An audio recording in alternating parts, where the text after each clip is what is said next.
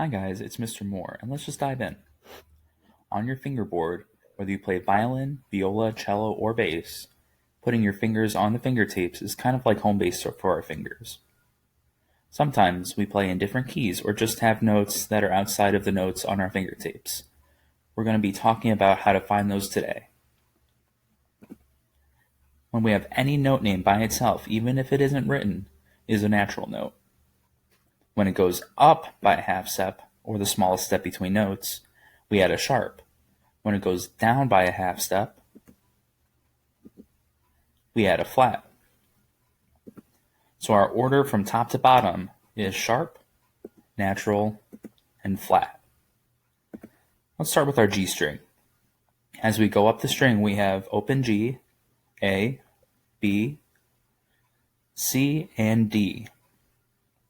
When my finger goes a half step up, meaning sounding higher or towards the bridge, from first finger A, for example, I add a sharp, and I get A sharp.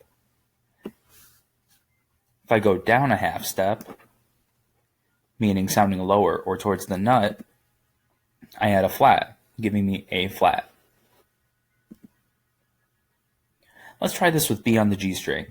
If I go down, I get a B flat, and wait, wasn't that just A sharp? How can it be both A sharp and B flat?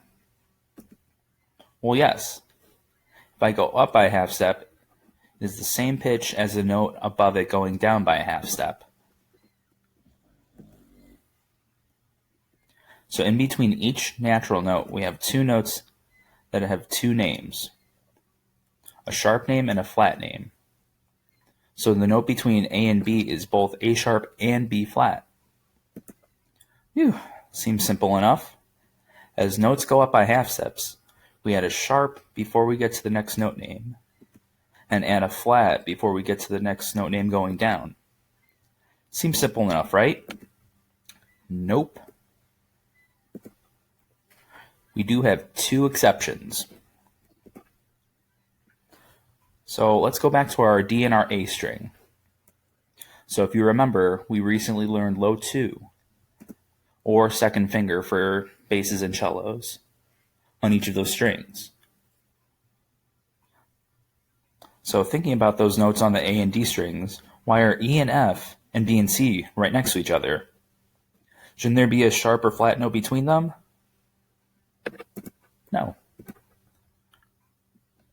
They are an exception. Don't worry about it.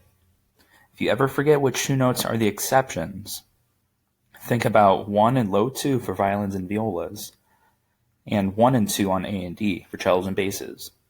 And you'll be reminded of the only exceptions to our sharp, natural, flat rule. Alright, well I hope this was helpful, and I hope to see you guys soon.